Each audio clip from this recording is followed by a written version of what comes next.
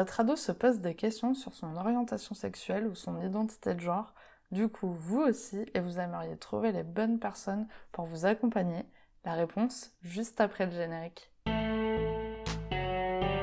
Parentalité et adolescence. Parentalité et adolescence. Bonjour et bienvenue sur Parentalité et adolescence, le podcast qui vous donne des outils et des clés dont vous avez besoin grâce à des interviews d'experts sur divers sujets autour de l'adolescence. L'adolescence n'est pas obligée d'être synonyme de chaos, alors soyez joie, il y a des solutions.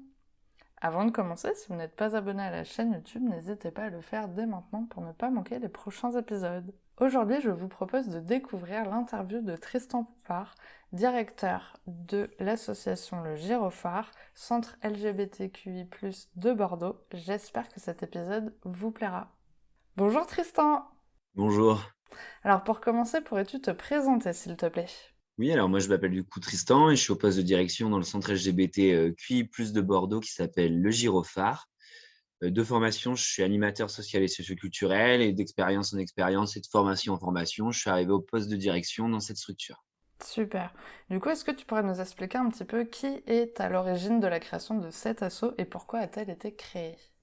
Oui, alors ça a été créé il y a une quinzaine d'années, ça a été le regroupement de plusieurs associations qui sont sur Bordeaux et qui vont avoir en fait constaté qu'il manquait des structures pour visibiliser les combats et accompagner les personnes à l'orientation sexuelle et à l'identité de genre qui pouvaient être différentes de la majorité de la population et donc du coup, ils se sont fédérés pour, mettre en place cette structure. Donc il s'appelle le Gyrophare sur Bordeaux, mais on peut retrouver un peu dans toutes les villes, un centre LGBT, QI+, en fonction de où on habite. Il y en a même des antennes dans certaines, régions un peu plus reculées. D'accord, génial. Et alors concrètement, que se passe-t-il dans cette association, le Gyrophare? Alors un peu chaque centre LGBTQI+ va avoir des missions un peu spécifiques, mais en règle générale, on a vraiment l'accueil et l'accompagnement, de toutes les personnes LGBTQI+ et des proches.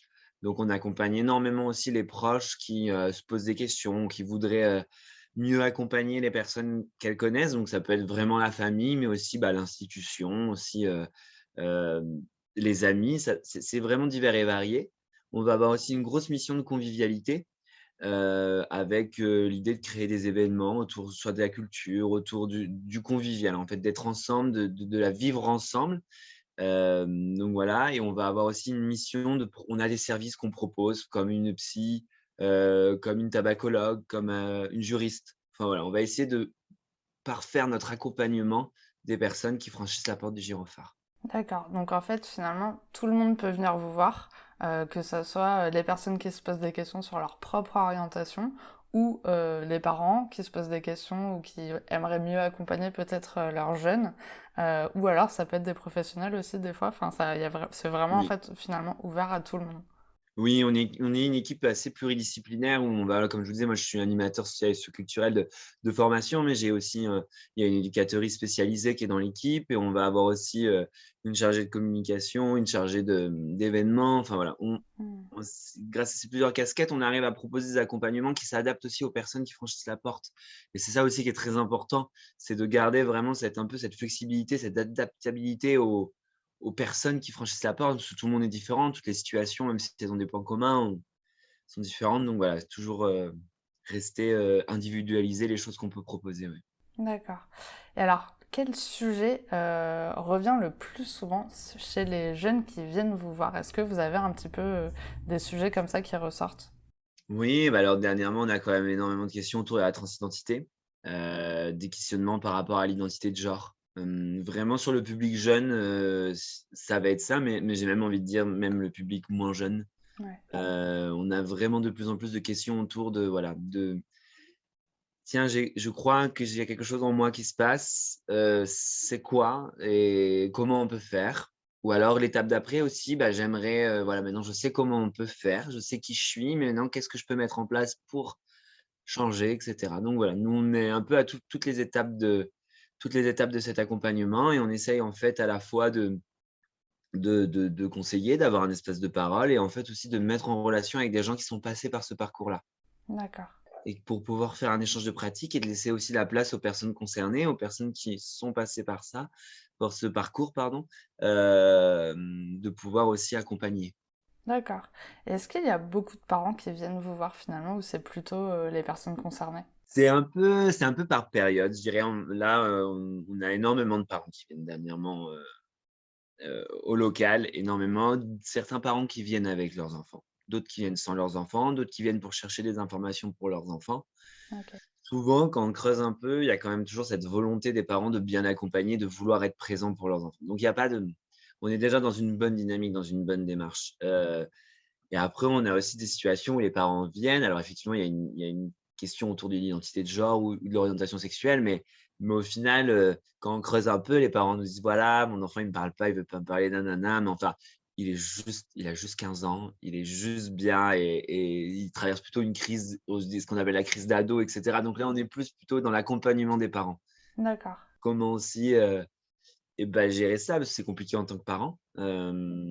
Déjà, ce moment-là, parfois, ça peut être compliqué avec les parents et l'enfant et là, encore plus quand il y a pas le dialogue, quand on comprend pas non plus ce qui se passe pour notre ado, pour notre enfant.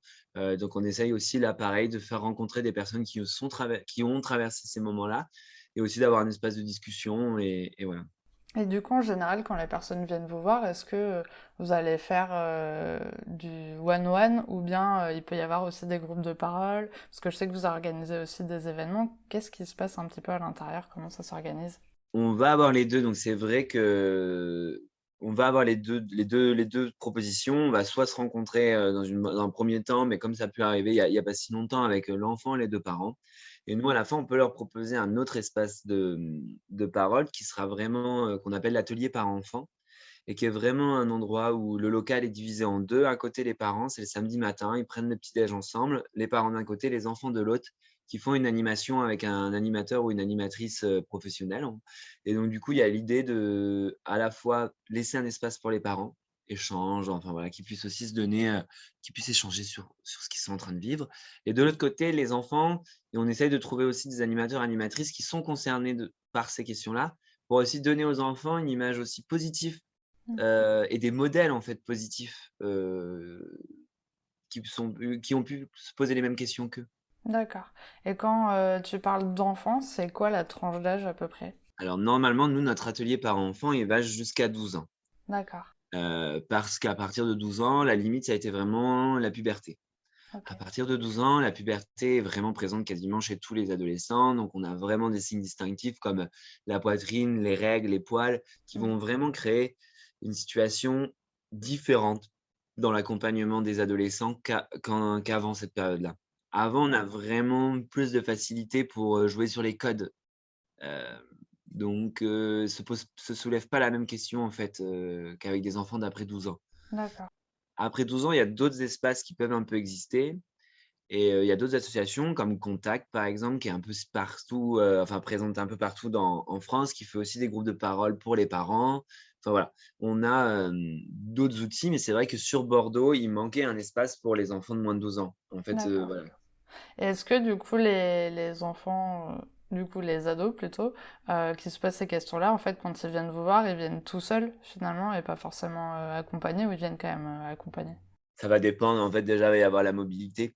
On va avoir des adolescents qui sont dans des milieux où c'est très facile de venir nous voir parce que les transports en commun, parce qu'on est Mm. vraiment situé à Bordeaux hyper-centre et on va avoir des familles, enfin des adolescents un peu plus éloignés dans d'autres communes, hors de Bordeaux et là, souvent, ils peuvent venir aussi avec leur famille. D'accord. Mais du coup, vous acceptez quand même les ados, quoi. Vous acceptez qu'ils puissent Ah venir oui. vous voir et Ah voilà. oui, C'est oui, juste oui. que c'est l'espace plutôt Parents, parents-enfants voilà. qui est plutôt pour les parents qui ont des enfants plus petits, Et quoi. les ados, après, on va leur proposer autre chose. Les parents, on leur proposera toujours de venir, quoi qu'il arrive, quand même à l'espace. C'est juste que pour les ados, ce sera peut-être pas adapté les activités qu'on Ouais. propose pour des ados.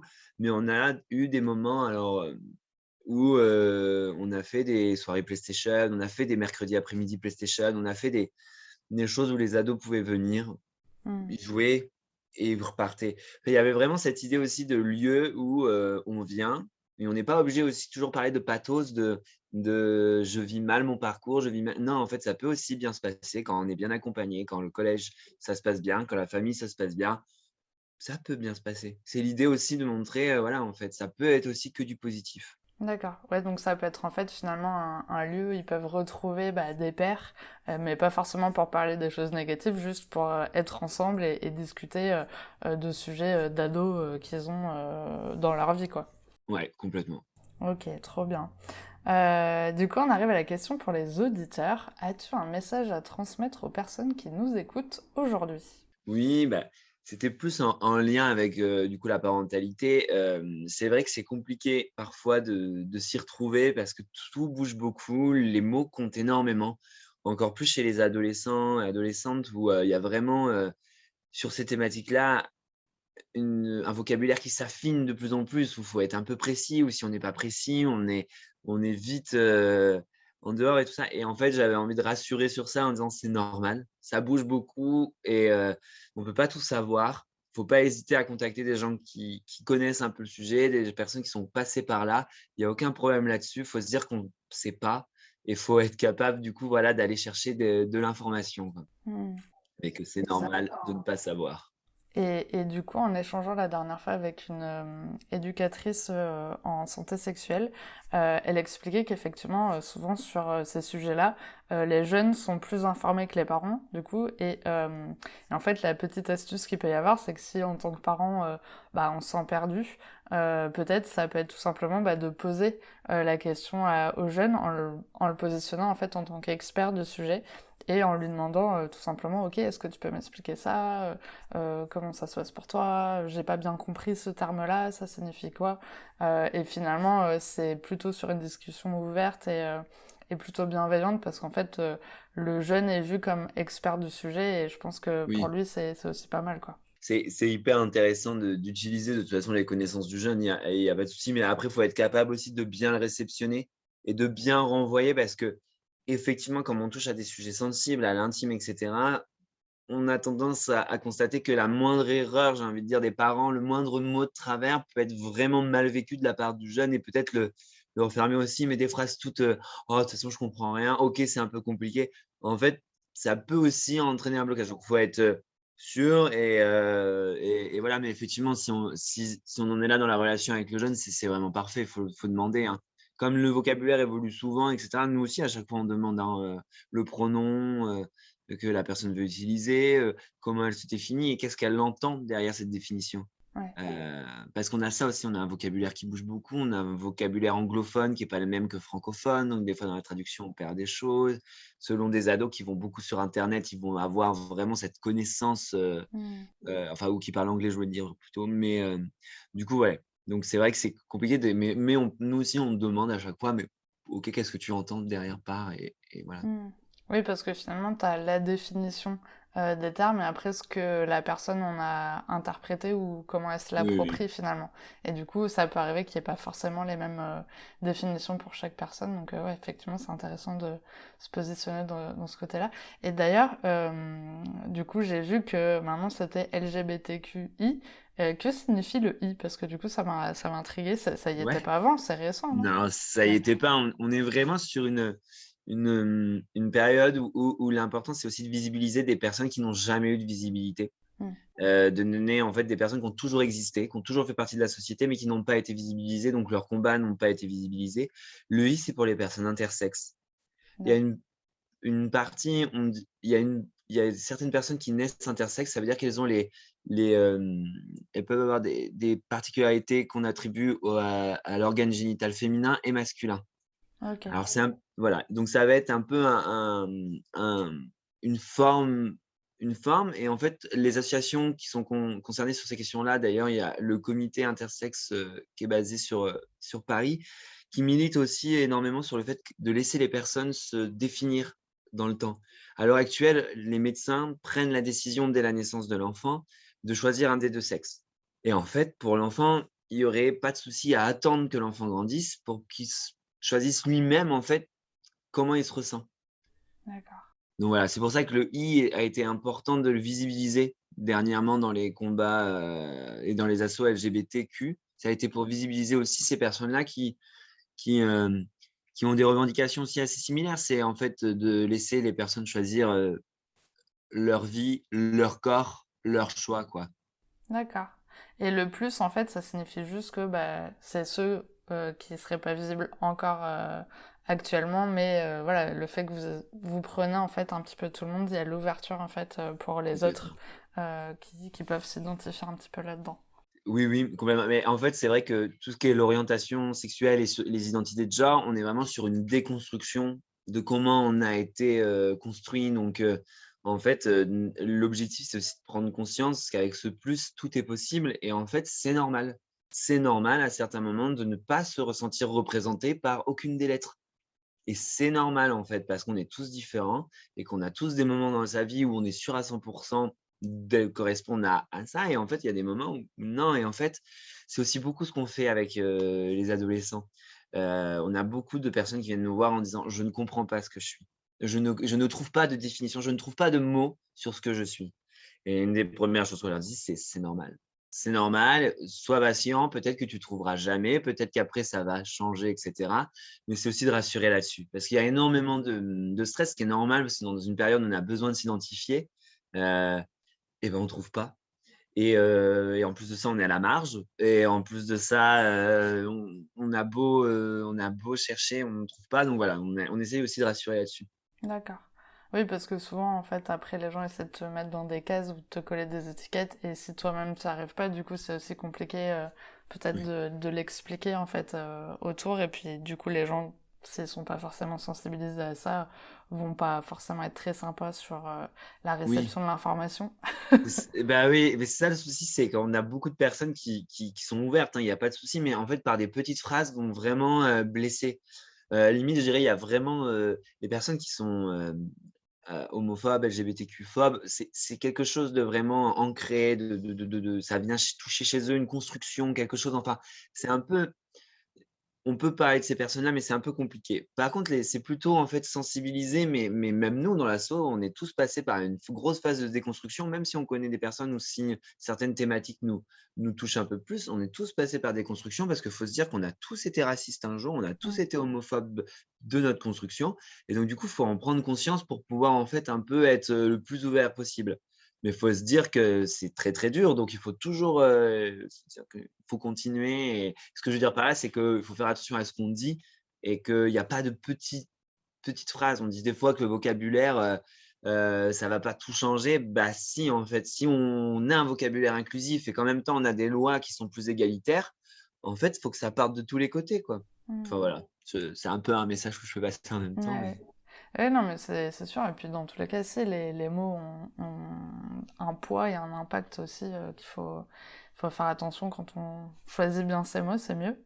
oui, Mais effectivement, sur des sujets comme ça, un peu qui peuvent être très délicats et en plus très personnels, non seulement ça peut blesser, mais en plus, il y a vraiment un côté aussi émotionnel derrière qui est pas évident aussi à gérer. Donc oui, je pense que c'est pas évident pour les parents déjà d'aborder le sujet, que ça soit sur ça ou sur autre chose, hein. À l'adolescence, ça peut ça. vite partir en live. Mais au final, ouais, c'est d'essayer de faire le mieux possible et puis voilà, d'aller bah, vous voir si ils ont des questions, d'aller chercher les bonnes personnes. En fait, si on se sent pas à l'aise sur un sujet, c'est toujours bien, quoi. Ouais, nous souvent, nous, on commence les formations ou la discussion avec les parents quand, ouais, on leur dit: «En fait, c'est le moment d'être homophobe, c'est le moment d'être transphobe, c'est le moment de poser toutes vos questions, même avec le vocabulaire que vous avez, parce que on est là pour ça Mm. et c'est pas à d'autres personnes de recevoir ces questions, c'est vraiment l'espace qui est là pour ça, allez-y, quoi. Dites-le avec vos mots, c'est pas les bons mots, on en reparle après. Il y a Mm. pas de problème». Ouais, c'est bien, au moins ça fait un moment de lâcher prise et après Ouais. on récupère les bonnes informations. C'est super. Pour finir, du coup, comment on peut vous contacter et est-ce que vous êtes présent sur les réseaux? On est plus que présent sur les réseaux. On est sur Insta, Facebook, LinkedIn, YouTube, Twitter et sinon par, mail à contact arobase le-du-6 gyrophare.org. Gyrophare, c'est Girofard ou par téléphone, mais je le connais pas par cœur là tout de suite et mais le mail, c'est plus pratique parce que comme ça, on a le temps nous de Traiter répondre. l'information, ouais. Ouais, parce qu'on est souvent en intervention à droite à gauche et cetera, donc au moins là, on est sûr, on vous répond, Hmm. posé. Et du coup, vous avez aussi bah, le local où les Oui, gens peuvent venir. Et du coup, si tu as quelle adresse? on est au 34 rue Bouquière, dans Bordeaux. Donc vraiment en hypercentre et là, l'idée, c'est alors on peut être ouvert un peu à n'importe quel moment selon nos activités, mais sinon le mieux, c'est de prendre rendez-vous. Mais après, si vous passez devant et que la porte est ouverte, faut vraiment pas hésiter. Super. En tout cas, mais merci beaucoup d'avoir pris ce petit temps avec moi pour échanger sur l'asso. Je suis ravie et j'espère que ça pourra aider les personnes qui en ont besoin. Bah, merci beaucoup pour, l'invitation. Ça va vraiment plaisir de pouvoir parler de ce sujet et de le démocratiser de plus en plus. Hmm. Merci. Merci d'avoir regardé la vidéo jusqu'au bout, j'espère qu'elle vous a plu. N'hésitez pas à la partager auprès d'un parent qui pourrait en avoir besoin. Et on se retrouve la semaine prochaine pour un nouvel épisode. À bientôt.